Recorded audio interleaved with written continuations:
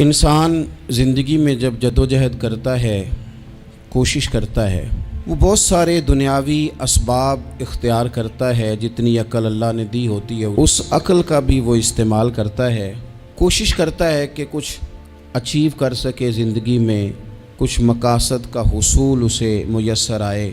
عزیز بھائیوں، ایک بات اپنے ذہن میں اچھی طرح بٹھا لیں اور لکھ لیں کہ زندگی میں جو کسی بندے کو کامیابی حاصل ہوتی ہے وہ رب تعالیٰ کی مدد سے حاصل ہوتی ہے۔ اگر رب تعالیٰ مددگار ہو تو پھر کوئی چیز بھی رستے میں رکاوٹ نہیں بنتی، اور اگر مالک کریم کو منظور نہ ہو تو انسان بہترین سیاستدان ہو، اچھا ایڈمنسٹریٹر ہو، اس کا ذہن بڑی وسعت رکھتا ہو، بڑی اچھی پلاننگ کرنا جانتا ہو، سارا کچھ ہو، تو بندہ ناکام ہو جاتا ہے۔ مسلمانوں کو جتنی کامیابیاں ملیں ان کا پس منظر صرف اتنا تھا کہ اللہ تبارک و تعالیٰ نے اپنے بندوں کی مدد فرمائی، اور اب تعالیٰ نے قرآن مجید میں اس حقیقت کا بیان کیا، فرمایا بل اللہ مولاکم، فرمایا بلکہ اللہ تمہارا مولا ہے، وَهُوَ خَيْرُ النَّاصِرِينَ، اور وہ بہترین مددگار ہے۔ وہ جو رب تمہارا مولا ہے وہ بہترین مددگار ہے، اور اگر وہ مدد کرے تمہاری، سورہ آل عمران میں آگے جا کے ارشاد فرمایا اگر اللہ مدد کرے تو پھر تم پر کوئی غالب نہیں آ سکتا، اور اگر وہ تمہاری مدد چھوڑ دے تو پھر کوئی تمہاری مدد کر سکتا، کوئی مدد نہیں کر سکتا۔ بدر کی جنگ بھی اور فتح مکہ بھی رمضان المبارک میں ہوا ہے۔ میں دونوں پر غور کر رہا تھا تو ایک نیا مضمون میرے ذہن میں آنے لگا۔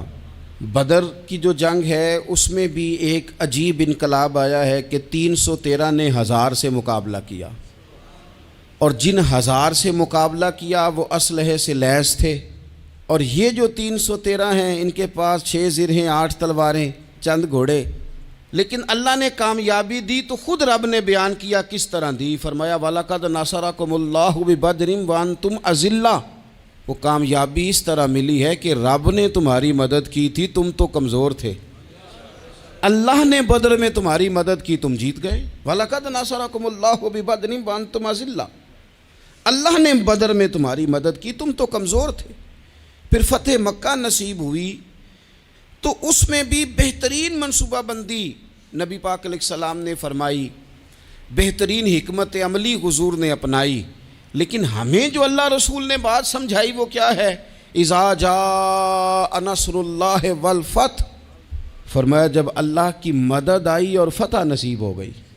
یہ اللہ نے مدد فرمائی تمہاری، یہاں بھی فتح مکہ بھی اللہ کی مدد سے، جنگ بدر بھی اللہ کی مدد سے۔ وہ جو مدد ہے اللہ تعالیٰ کی، جب وہ ہم یہ کرتے ہیں کہ ہم اپنی ساری زندگی سیاست کی نظر کر دیں، ہماری سیاست صرف ملک میں نہیں ہوتی، ہماری سیاست خاندان میں بھی ہوتی ہے، ہم گھر کے اندر بھی سیاست کرتے ہیں، ہم کسی خاص طریقے سے لوگوں کو اپنے پیچھے چلانا چاہتے ہیں، ہم ایک خاص اسلوب اختیار کرتے ہیں کہ لوگ ہمارے پیچھے چلیں۔ اس کا نقصان ہمیں یہ ہوتا ہے کہ سیاست جو ہوتی ہے یہ شطرنج کے ہیر پھیر کی طرح ہوتی ہے، تو اس کے راز بڑی جلدی کھلنے لگ جاتے ہیں، پتہ چل جاتا ہے کہ بندہ مخلص نہیں تھا، سیاست کر رہا تھا، طریقے سلیقے سے اس نے جوڑ کے رکھا ہوا تھا۔ ہم ہر جگہ سیاست کے بل بوتے پر چیزوں کو لے کے چلنا چاہتے ہیں، سیاستیں ناکام ہو جاتی ہیں، سیانے لوگ فیل ہو جاتے ہیں، بچتا صرف وہی ہے جس کے پیچھے رب تعالیٰ کی مدد شامل حال ہوتی ہے۔ اپنی زندگی کے اندر ہم جو کچھ بھی کر رہے ہیں، جس شعبے سے بھی ہمارا تعلق ہے، آج ہم نے اس بات پہ غور کرنا ہے کہ پہلے تو یہ غور کر لیں کہ جو کام ہم کر رہے ہیں کیا وہ کام ایسا ہے کہ اس میں اللہ کی مدد ہمیں ملے گی؟ اگر آپ کوئی معاذ اللہ ناجائز کام کر رہے ہیں، فعل حرام کا ارتکاب کر رہے ہیں، تو اس میں تو مدد الہی آئے گی نہیں۔ پہلے تو یہ دیکھیں جو کر رہے ہیں وہ کام مدد الہی والا ہے، اور اگر اللہ تعالیٰ کی مدد والا وہ کام ہے پھر اس پر غور کریں کہ کیا ہم نے مالک سے مدد کا سوال کیا ہے، ہمیں مدد میسر آ رہی ہے۔ وہ میں نے بزرگوں سے ایک بات سنی تھی، وہ بڑی یاد رہ گئی۔ وہ فرمایا کرتے تھے قابلیت بھی بڑی چیز ہے لیکن قبولیت سب سے بڑی چیز ہے۔ قابل ہونا بھی بڑی بات ہے لیکن زیادہ بڑی بات یہ ہے کہ اس کی بارگاہ میں قبول بھی ہے کہ نہیں۔ اپنی زندگی میں اللہ کی مدد کی طرف بڑھیں، مالک کی مدد کا حصول اختیار کرنے کی کوشش کریں، اللہ کے ساتھ اپنے آپ کو جوڑیں۔ اگر اللہ کی مدد نصیب ہو، یہ جو ہم جتنا ڈرتے رہتے ہیں، سہمے رہتے ہیں، پریشان رہتے ہیں کوئی کیا کر دے گا، ہمارے ہاں نا ہر شعبے میں معاذ اللہ ایک مافیا ہے، الا ماشاء اللہ۔ وہ مافیا کہتا ہے میرے ساتھ ملو گے تو میں چلنے دوں گا، ورنہ میں نہیں چلنے دوں گا، مارکیٹ میں آ ہی نہیں سکتا فلانا بندہ، چونکہ یہاں ہمارا قبضہ ہے۔ اور میرے بھائی پھر بہت سارے لوگ جن کی نیتیں اور ارادے بڑے اچھے ہوتے ہیں شروع میں، وہ بھی اس مافیا کا شکار ہو جاتے ہیں اور ان کے رنگ میں رنگ جاتے ہیں۔ یاد رکھنا، کسی شخص کی بلیک میلنگ کا کبھی شکار نہ ہونا، کبھی کسی کی میٹھی اور مسجع مکفہ باتوں کا شکار نہ ہونا۔ کوئی کیا کر سکتا ہے اگر اللہ مددگار ہو تو؟ جس کو رب کریم اٹھانا چاہے اسے کوئی گرا سکتا ہے؟ ہم یہ ڈرے ڈرے سہمے پریشان فیصلہ کرنے کی طاقت نہیں، مجھے چلنا چاہیے کہ نہیں، اٹھنا چاہیے کہ نہیں، کرنا چاہیے، اٹھ باندھ کمر کیوں ڈرتا ہے؟ پھر دیکھ خدا کیا کرتا ہے۔ حضرت عبداللہ ابن عباس فرماتے ہیں میرے نبی پاک علیہ السلام نے میری تربیت فرمائی، حضور نے میری تربیت فرمائی، اور محبوب پاک علیہ السلام نے فرمایا عبداللہ یاد رکھنا، یہ نوجوان دوست میری بات لکھ لیں، پریشان لوگ میری بات لکھ لیں، جن کے پاس قوت فیصلہ نہیں وہ اس بات کو لکھ لیں۔ حضرت عبداللہ ابن عباس فرماتے ہیں میرے نبی پاک علیہ السلام نے مجھ سے فرمایا تھا عبداللہ سن، اگر ساری دنیا مل کے تیرا کوئی نفع کرنا چاہے کر نہیں سکتی جب تک میرے رب کی رضا نہ ہو، اور فرمایا ساری دنیا مل کے تیرا کچھ بگاڑنا چاہے تو عبداللہ بگاڑ نہیں سکتی جب تک رب کریم کی حکمت کا تقاضا نہ ہو۔ لوگوں سے ڈرنا، لوگوں کی طرف دیکھنا، ماحول دیکھ کے اپنے راہ کا تعین کرنا، ہر بندے کے خیالات کے مطابق ڈھلنے کی کوشش کرنا، فلانا نہ ناراض ہو جائے، فلانا نہ ناراض ہو جائے، وہ جس نے ہونا ہو جائے، بس رب رسول ناراض نہ ہو۔ اپنی زندگی میں اپنے مالک کو مولا جان کے، بل اللہ مولاکم، اللہ تمہارا مولا ہے، وَهُوَ خَيْرُ النَّاصِرِينَ، وہ بہترین مددگار ہے۔ توجہ جب بھی کریں رب کی جانب کریں، اپنے دل کا قبلہ درست رکھیں، سوچوں کے زاویے سیدھے رکھیں۔ میرے بھائی مالک جب بندوبست کر دے نا، جب مالک بندوبست کر دے پھر ایسا بندوبست کرتا ہے کہ لوگوں کے پاس نا چارہ نہیں رہتا۔ حضرت مریم رضی اللہ تعالی عنہا پاک باز تھیں، مسجد میں رہی تھیں، پر مالک کی حکمت کے تقاضے بڑے عجیب ہیں نا۔ پھر جناب مریم کو اللہ تعالیٰ نے بغیر شوہر کے اولاد عطا کر دی۔ یہ بات ہی ایسی تھی، وہ کسی نے کہا تھا کہ مخلوق تو فنکار ہے اس درجہ کے پل بھر میں، سنگے در کعبہ سے بھی اصنام تراشے، تم کون ہو کیا چیز ہے داغ کبابی، لوگوں نے تو مریم پہ بھی الزام تراشے۔ تو لوگوں نے کہا کدھر سے لے آئی بچہ، تیرا باپ تو ایسا نہیں تھا، کہاں سے لے آئی؟ اللہ کرے میں آپ کو سمجھا سکوں، ذرا اپنے آپ کو وہاں کھڑا کریں کہ ایک پاک باز عورت، پاک باپ کی بیٹی، طیب ماں کی بیٹی، اور اللہ کے گھر میں پرورش پانے والی خاتون، ایک وہ وقت اور ایک یہ وقت کہ اس عورت کو کٹہرے میں کھڑا کر کے پوچھا جا رہا ہے کہ معاذ اللہ تیری گود میں بچہ جائز نہیں ہے، کہاں سے لائی ہے؟ اب خود سے صفائیاں بندہ کتنی کو دے، کتنی کو وضاحتیں کرے۔ اور میں نے تو اپنی زندگی میں دیکھا ہے زیادہ وضاحت دینے والے کو بھی لوگ جھوٹا سمجھنے لگ جاتے ہیں، زیادہ وضاحت دینے پر بھی لوگ کمزوری کا اظہار سمجھتے ہیں کہ کمزور پڑ گیا۔ آپ صلح کی کوشش کرتے ہیں، سامنے والا بزدل سمجھ لیتا ہے، زیادہ وضاحتیں بھی کمزور کر دیتی ہیں۔ اب حضرت مریم کو کٹہرے میں کھڑا کر کے کہا بچہ کس کا ہے؟ تو پھر خدا بندوبست جب کرے، اللہ جب مددگار ہو، تو پھر حضرت مریم کی گواہی درختوں سے نہیں دلوائی، اس نے پتوں سے نہیں دلوائی، پھر فرشتے نہیں بھیجے۔ حضرت مریم کہنے لگی مجھ سے نہ پوچھو، وہ جو پنگوڑے میں ہے اسی سے پوچھ لو، ان سے پوچھو نا، وہ کون ہے پوچھ لو، ان سے کر لو سوال۔ انہوں نے کہا پنگوڑے میں چند دنوں کا بچہ یہ جواب دے گا؟ مددگار تھا رب، ان کی برات کا اعلان کرنا تھا مالک نے، اور جب مالک اعلان کر دے، جب مالک تیری صفائی دینا چاہے، جب مالک تجھے دنیا کے سامنے نکھارنا چاہے، تو पंगूड़े में लेटे हजरत ईसा बोल के कहने लगे इन्नी अब्दुल्ला आतानी अल किताबा, फरमाया मैं अल्लाह का बंदा हूँ, रब ने मुझे किताब अता करके नबी बना के दुनिया में भेजा है। मैं अल्लाह का बंदा हूँ, किताब लेके आया हूँ, नबी बन के आया हूँ। फिर पंगूड़े से ऐलान हो गया, फिर बच्चा बोल पड़ा। और ये एक दफ़ा नहीं बात हुई, ये बनी इसराइल में एक जुरैज नाम के शख्स भी थे जो नमाज पढ़ रहे थे। बाज़ ने लिखा है नफल नमाज थी, अम्मा ने पुकारा तो आए नहीं, तो माँ के मुंह से निकल गया तू इतनी देर तक मरेगा नहीं जब तक किसी बेहया औरत का मुंह ना देख ले। तो वो इबादत गुजार थे, लेकिन लोगों ने उनकी इबादत, रियाजत, परहेजगारी को नहीं देखा। बस एक औरत को भेज के इल्ज़ाम लगवा दिया। वो औरत आया जाया करती थी, अब आ जाती हैं औरतें, मसला पूछने की नीयत से भी आ जाती हैं। माहौल में कुछ जगह ऐसी भी हैं जहाँ औरतें दम कराने के बहाने आ जाती हैं। वो खातून आती जाती थी उस खानकाह पे, आस्ताने पे, ये बुखारी में मौजूद है, पर उसने कहा मेरी गोद में जो बच्चा है ये इन्हीं का है। मुझे बताएं कैसे बंदा वजाहत दे। हालात ख़राब हो गए, लोग कुटिया जलाने लगे, माहौल और तरह का बन गया। मेरे नबी पाक अलैहिस्सलाम फरमाते हैं फिर उस रब के बंदे ने कहा मालिक तू करीम है, तेरी मशीयत का तकाजा आया जो मेरी माँ ने जुमले बोले थे, पर अब मैं वजाहत देने के काबिल नहीं रहा, अब तू ही करम करेगा तो दरवाज़ा खुलेगा। तो वो चंद दिनों का बच्चा पंगूड़े में बोल के कहने लगा मैं इस दरवेश का नहीं, मैं तो फलाने चरवाहे का बच्चा हूँ, वो जो बकरियाँ चराता है। रब की मदद को पुकारें, अपने साथ अपने मालिक की मदद को शामिल करें, थोड़े रिस्क पर भी गुजारा अच्छा होने लग जाएगा। सारे लोग आपको गिराने की तदबीरें कर रहे होंगे और मालिक आपको इज्जतें अता फरमा देगा, उसकी बारगाह से हिकमत का तकाजा और हो जाएगा। हमने सारी ज़िंदगी लोगों को राज़ी करने में गुजार दी, सारी ज़िंदगी बुढ़ापा आ गया बच्चों को पालते, और बच्चों ने आखिरी उम्र में कह दिया अब्बा अगर कोई ढब का काम कर लेते तो आज हमारे दिन भी फिर न जाते। सारी ज़िंदगी गुजार दी बहन भाइयों को राज़ी करने में, सारी ज़िंदगी गुजार दी जिम्मेदारियां उठाने में।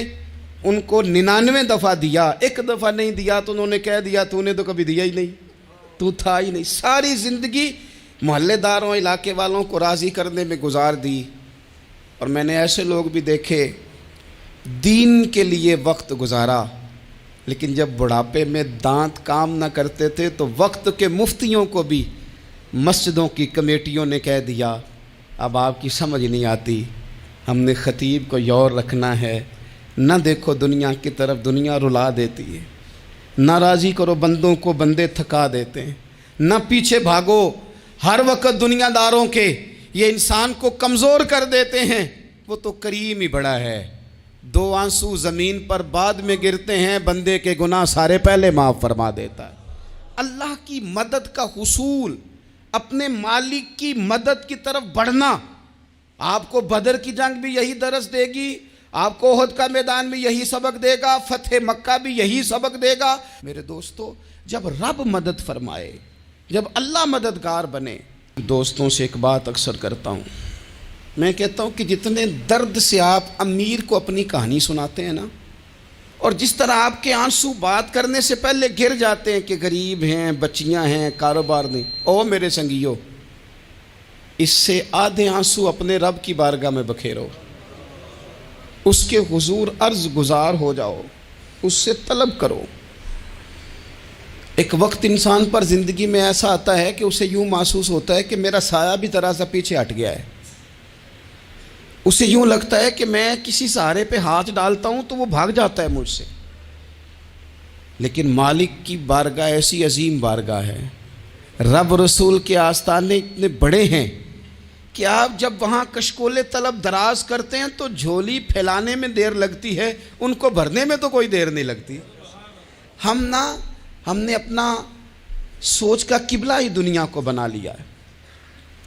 ये जो अल्लाह वालों की मदद है ये तो है नहीं, अल्लाह ही की मदद है, लेकिन ये जो सेठों की तरफ तवज्जो करना, नवाबों की तरफ तवज्जो करना, दुनियादारों की तरफ तवज्जो करना और अपना मिजाज इस तरह का बना लेना, यारो गर्दन को झुका देता है खैरात का पत्थर, जहाँ में मांगने वालों के सर कभी ऊंचे नहीं होते।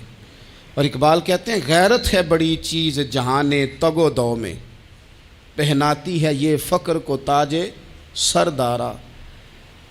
میں عرض کروں گا کہ اپنی آپ جب توجہ کا قبلہ اللہ رسول کو بنائیں گے تو رب فرماتے ہیں وَيَرْزُقْهُ مِنْ حَيْثُ لَا يَحْتَسِبُ، میں نہ تجھے وہاں سے رزق دوں گا جہاں سے کبھی تیرا گمان بھی نہیں کیا ہوگا، یہاں سے بھی مل سکتا ہے، تو نے سوچا بھی نہیں ہوگا۔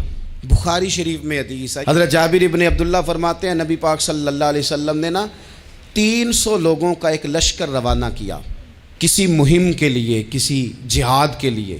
حضرت ابو عبیدہ بن جراح رضی اللہ تعالیٰ عنہ امیر لشکر تھے۔ فرماتے ہیں غربت اتنی زیادہ تھی، بھوک اتنی زیادہ تھی کہ ایک ایک کھجور دن میں ایک وقت کھانے کو ملتی تھی، اور کچھ دن ایسے آئے کہ اب کھجور بھی نہیں مل رہی۔ فرماتے ہیں اتنی زیادہ بھوک لگی مجاہدین کو 300 بندہ پتے کھا کے گزارا ہونے لگ گیا۔ یہ بخاری میں موجود ہے۔ آپ فرماتے ہیں کہ دریا کے کنارے ہمارا پڑاؤ تھا، ٹھہراؤ تھا، جب بھوک سے نڈھال ہو گئے نا، وَيَرْزُقْهُ مِنْ حَيْثُ لَا يَحْتَسِبُ، اللہ وہاں سے روزی دیتا ہے، گمان بھی نہیں ہوتا۔ فرماتے ہیں ایک مچھلی اللہ تعالیٰ نے دریا کے کنارے بھیجی، فرماتے ہیں وہ تھی تو مچھلی پر پہاڑ جتنی تھی۔ بخاری میں لفظ ہیں، حضرت جابر ابن عبداللہ رضی اللہ تعالیٰ عنہ فرماتے ہیں 300 آدمی 18 دن تک اس مچھلی کو کھاتے رہے، مچھلی ختم ہی نہیں ہوئی۔ مچھلیاں نہیں، مچھلی کہتے ہیں 18 دن 300 بندہ کھاتا رہا، مچھلی ختم ہی نہیں ہوئی۔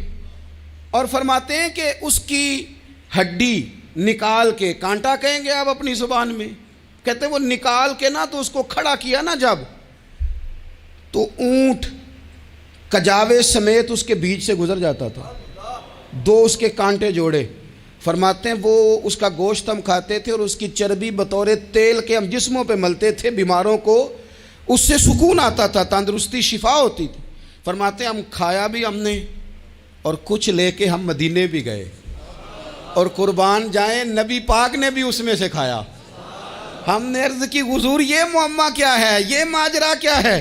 تو محبوب نے فرمایا تمہارے پاس غذا نہیں تھی، رب نے تمہارے لیے بندوبست کیا ہے، اللہ نے تمہیں دیا ہے۔ مکان شروع کر لیا، ایک صاحب نے وہ مکان بنانے لگے، آپ وہ حساب لگا رہے ہیں، کہتے ہیں میرے پاس اتنے پیسے ہیں، اتنے میں نے فلانے دوست سے کہنا ہے اس نے دے دینے، اتنے فلانے رشتہ دار سے کہنا ہے اس نے دے دینے، اتنے فلانے سے کہنا ہے اس نے دے دینے۔ یہ ساری کاپی بنا کے مکان شروع کر لیا۔ جو روز کہتا تھا نا کوئی حکم ہو جاتے 10 سب سے پہلے اس کو کہا میاں پیسے چاہیے دین، وہ کہندا ہو کل ہی منڈا ٹوریا ہے، کدے تو پرسوں 10 داتے لب جانے سن۔ میں آپ کو اپنے تجربے کی بات بتا رہا ہوں۔ جن لوگوں کا خیال ہوتا ہے نا کہ آپ سٹارٹ کریں فلانا کام، ہم آپ کے ساتھ ہیں، اللہ کا ہی کوئی نظام ہے، وہ بالکل بھی نہیں ساتھ ہوتے۔ لیکن ایسا نہیں ہے کہ کوئی ساتھ نہیں ہوتا، اللہ تعالیٰ بڑے اسباب پیدا کرتا ہے، وہاں سے دیتا ہے جہاں سے گمان بھی۔ ہمارا یہ ذہن بن جاتا ہے ہم ساری اپنے حساب سے چلتے ہیں، اتنے رشتہ داروں سے اتنے، کون آپ کے ساتھ چلے گا؟ سوال ہی نہیں پیدا ہوتا۔ یہ سارے کام چھوڑ کے سب سے پہلے 2 رکعتیں پڑھو، اپنے رب کی بارگاہ میں، رسول کائنات کی بارگاہ میں گزارشات اور استغاثے پیش کرو، وہاں سے خیر طلب کرو۔ دنیا دار کیا دیں گے، کیا دے سکتے ہیں، کیا حیثیت ہوتی ہے کسی؟ اللہ کہتا ہے وہاں سے دوں گا۔ تو جو اللہ مال دے وہ لینا چاہیے کہ رشتہ داروں کا مال دیکھنا چاہیے؟ جو اللہ دے وہ لینا چاہیے کہ سیٹھوں نوابوں کی جیبیں دیکھنی چاہیے؟ جو اللہ دے وہ قبول کرنا چاہیے یا دیکھنا چاہیے کون سا آدمی کہاں پہنچ گیا؟ چھوڑو، اپنی مٹی پہ چلنے کا سلیقہ سیکھو۔ کسی کے سنگ مرمر پہ چلو گے تو پھسل جاؤ گے، پھسل جا۔ اس پر ایک اور بات عرض کر دوں، صحیح بخاری سے، مسلم سے ایک اور بات۔ کچھ چیزیں ایسی ہیں جن سے اللہ کی مدد آتی ہے، مدد ملتی ہے۔ ایک چیز ان میں سے ایسی ہے جس سے بہت مدد نازل ہوتی، وہ ہے کہ جب رب آپ کو دے نا تو پھر آپ بھی اس کے رستے میں دیں، پھر مدد آتی ہے، پھر اور آتا ہے۔ بخاری مسلم میں حدیث ہے، یہ زیادہ ہی توجہ طلب امر ہے، اس پر آپ غور کریں گے۔ حضرت ابو ہریرہ فرماتے ہیں کہ نبی پاک علیہ السلام نے فرمایا ایک شخص نے بادلوں کے اندر سے آواز سنی کہ فلاں آدمی کا کھیت اور باغ خشک ہو گیا ہے، وہاں برسو اور اس کے کھیت کو سیراب کرو۔ وہ بڑا حیران ہوا کہ بادل سے آواز آ رہی۔ پھر اس نے دیکھا کہ ایک پہاڑی پر بارش ہوئی، وہ بادل وہاں برسا، پھر نالیوں سے ہوتا ہوا پانی ایک طرف چلا تو جس نے آواز سنی تھی حضور بیان کر رہے ہیں، وہ بھی پیچھے پیچھے چلا کہ پانی کدھر جا رہا ہے۔ اس نے جا کے دیکھا کہ ایک مقام پہ ایک باغ کو وہ پانی لگ رہا ہے اور ایک آدمی وہ پانی لگا رہا ہے۔ اس نے اس سے پوچھا تیرا نام کیا ہے؟ اس نے کہا کیوں؟ کہنے لگا بتا نا۔ اس نے نام بتایا تو کہنے لگا یہی تو وہ نام ہے جو میں نے بادلوں کے اندر سے سنا ہے کہ فلاں کے کھیت کو پانی دے دو۔ اس نے کہا یار تو کیا عمل کرتا ہے کہ اسپیشل تیرے لیے بارش برسے؟ یہ بخاری پڑھ رہا ہوں، سیاستہ سے حدیث عرض کر رہا ہوں۔ اس سے پوچھا تو کیا کام کرتا ہے کہ جناب اللہ تبارک و تعالیٰ کا حکم کرم آیا کہ خاص تیرے لیے پانی برسے اور تیرے کھیت کو سیراب کرے؟ تو اس نے کہا چھوٹا ذمہ دار ہوں، پر جب فصل اگتی ہے تو 3 حصے کرتا ہوں، ایک حصہ اپنے بال بچوں پہ بہن بھائیوں پہ خرچ کرتا ہوں، ایک حصہ پورا، اور ایک حصہ دوبارہ کاشتکاری پہ لگاتا ہوں، اور تیسرا حصہ خالص میں نے مسکینوں، یتیموں اور غریبوں کے لیے رکھا ہوا ہے۔ وہ جو تیسرا حصہ اللہ کرے آپ سمجھیں، وہ رب کے بندوں پہ تیسرا حصہ خرچ کرتا ہے نا، تو کریم مالک نے فرمایا جہاں سے غریب کا حصہ جاتا ہے وہ کھیت خشک نہیں رہنا چاہیے، وہ جہاں سے مسکین روٹی کھاتے ہیں وہ خشک نہ رہے، جہاں سے یتیموں کو کچھ آتا ہے کہیں اس کی فصل رہ نہ جائے۔ میں اور آپ بھی اگر اپنے مال میں مسکینوں، یتیموں، غریبوں کے حصے رکھ لیں گے تو فصلیں خشک نہیں رہیں گی، ان کے اندر تازگی آئے گی، نور آئے گا، کرم آئے گا، خاص کر خدا کی رحمت برسے گی۔ مدد اللہ سے چاہیں، اپنی توجہات کا مرکز رب رسول کی ذات کو بنائیں، پھر آپ محسوس کریں گے کہ